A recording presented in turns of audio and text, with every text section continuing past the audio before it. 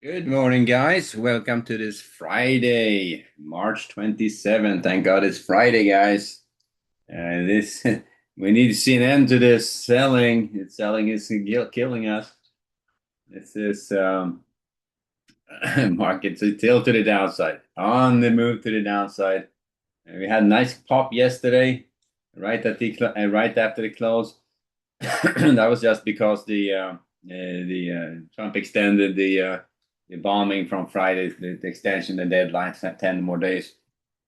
Market had a violent pop and then just been slowly drifting down. And then you can see how London session just start taking this lower again. And we are down here below the 65.20s. And we are in territory now we haven't been for 6 months or more. So we are down, we are reversing ourselves quite a bit. So, and last time we was here was like in late summer, September.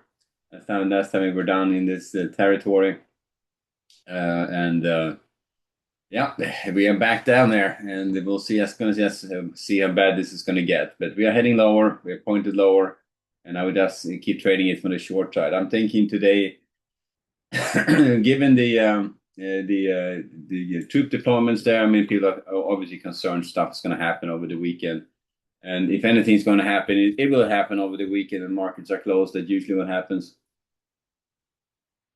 And the market had a chance to digest stuff before. Otherwise, if it happens midday, the algos are going to go absolutely not correct, batshit crazy, and they're going to be just going, like, you know how that goes. So at this point, yes, I would just trade it from the short side to get started, and let's see how far they're going to take it. So they definitely is a risk-off environment. Selling begets selling. No one wants to be in a market position, depending on what happens.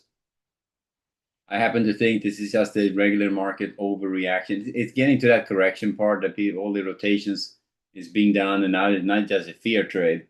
People are just getting scared and or getting out of it and sitting on the sidelines. And this is absolutely the wrong time to do it. If you're selling right now to sit on the sidelines, you just lost a bunch of money. If you're rotated out of stocks, then yeah, well, then you're sitting in something else.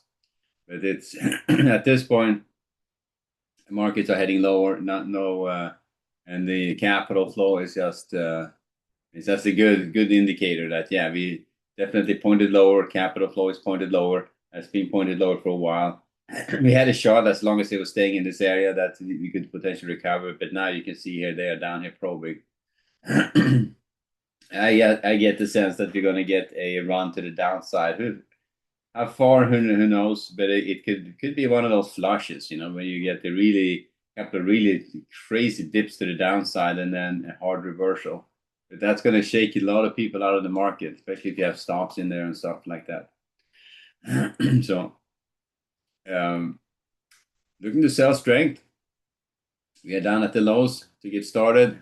Looking to sell against it's going to be at the 69. I skipped that one.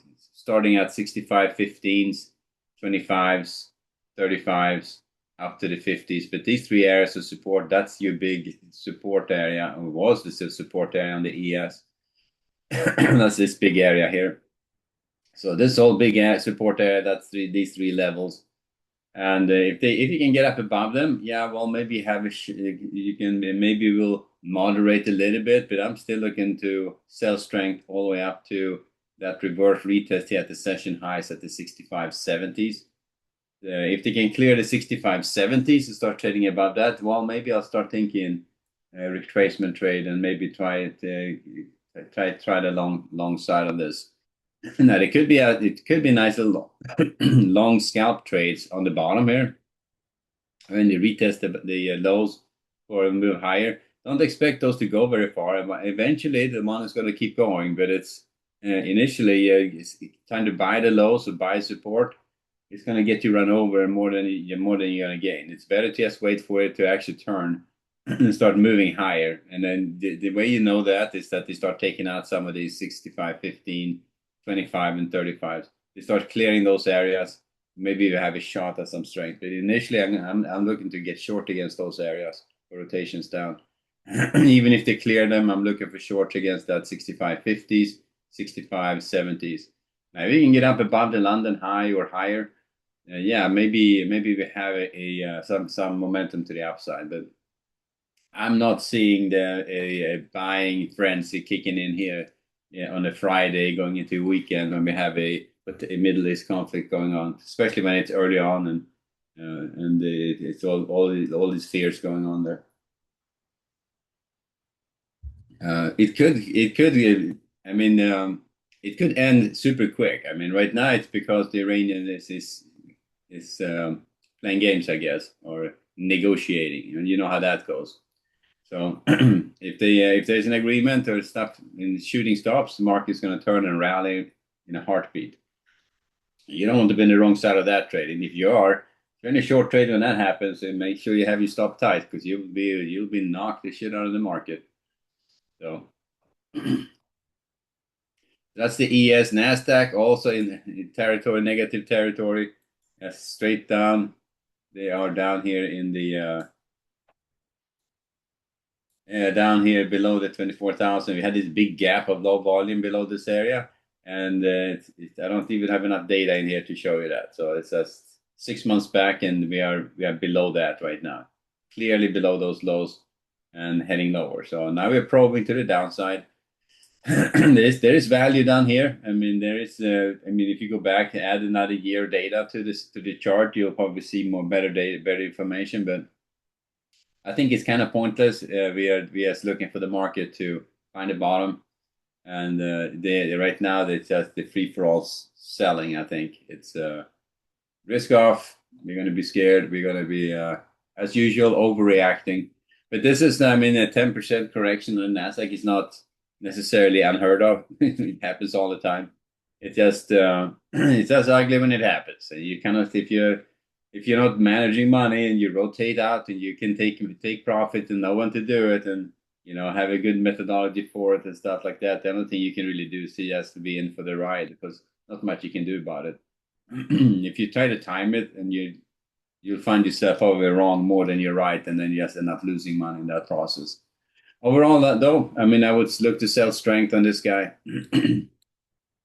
So if you get some strength, I'm looking for short setups against the 700s. And this now we had look at 23 700, 23 840s, 23 800s, 9 or 23 900s up to that 960s.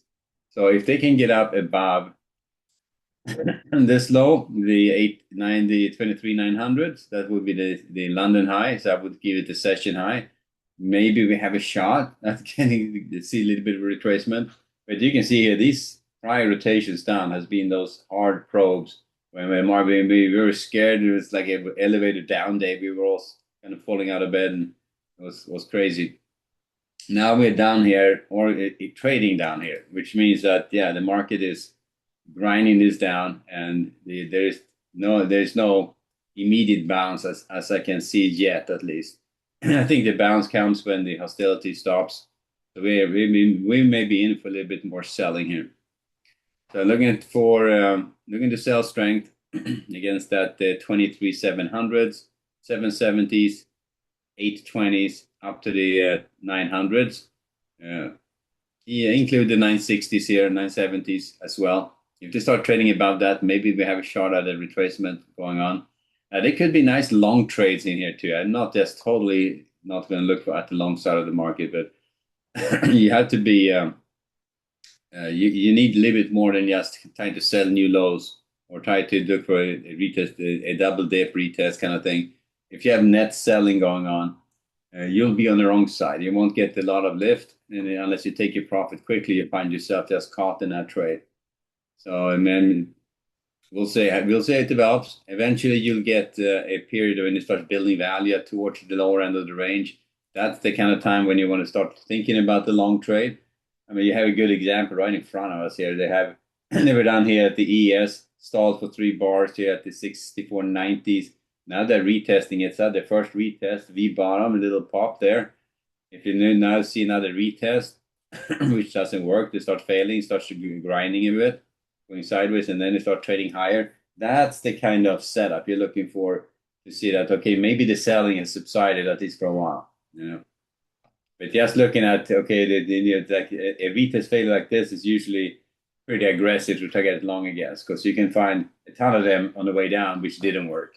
So just because you find the one with your eye which is working doesn't mean you'll find all the ones which didn't work and just end up losing money in that process. So ES and Nasdaq traded from the short side of the market to get started. Look for a base formation to kick in. If that starts happening, maybe very short. I see a little bit of retracement, but a day like this, usually, I mean, you would get at least one decent retracement in intraday before the afternoon selling kicks in, if that's going to happen. And that could be a nice little long trade, or a shot at getting short at better levels. So as what we're looking at, weak market, risk off going into the weekend. Looking at the bonds, you can see bond market is down at 112.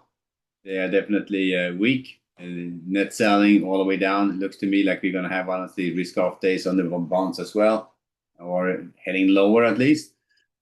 So yields coming up, trading higher, bond prices coming down. And when it looks like this on the way down, it's like a pretty much a steady shot to the downside. I'm not going to be very aggressive on the long side at all. I'm going to look for short setups on the bonds for rotations down again. So looking for shorts against the 1208, 1216s, up to that mode of yesterday, the 1222. If they can get up above that 1228, maybe I start thinking about the long side again. But right now I'm looking to sell strength for rotations down. Sometimes on the bond market, you'll get a day like this, and they'll actually retrace it and they'll hold these highs, and they won't come back down again. But that doesn't mean anything in the bigger picture. Just a day session kind of a trade. They just retraced the overnight and then kind of stalled. So we'll see. Right now, I'm going to look for a short trade and see if it's going to be some short opportunities, and then see if that's going to develop. I didn't touch much of news because there's not much news to talk about. We have international trade coming out at 8:30. We get consumer sentiment at 10. That's all the news we got. So, and I don't think the news is necessarily what's driving this right now. Back to the ES. So looking for short setups on the bonds for lower prices. And back to the ES and the Nasdaq, and the consumer sentiment at 10. International test. Maybe the consumer sentiment number could give you a little bit of a movement, but I think the market right now is pricing in the effects of higher oil, the uncertainty of the war situation, scare of inflation, all the stuff which the prolonged high oil price would give us is kind of what the market is pricing in. And eventually, if oil prices stay high for a long period of time, we're looking at a potential recession. And that would be oil prices above $100 for a period of time. Then we may actually find ourselves in a recession. That's how bad it can get. But I'm not quite seeing that. But it's I'm thinking that we are 3 weeks into this little conflict, and they give it another couple of weeks, and there's going to be just nothing left. And if they're smart, they just maybe take a couple of strategic spots and then back off, and let the Iranian situation unfold within that country. But we'll see what kind of plan they got. Anyway, Friday, market is in risk-off mode. Traded from the short side of the market to get started. Watch for a potential base to form. Watch for a potential intraday little rally. That could be a nice long opportunity, at least for a bit. And then watch specifically for afternoon selling. If that starts kicking in, yeah, we know it's going to get ugly towards the end of the day. So, all right, there we have it. So we'll leave it there for now, and I will see you back at 11:30 for the next update. All right, guys, trade well and trade with some caution. All right, guys, later.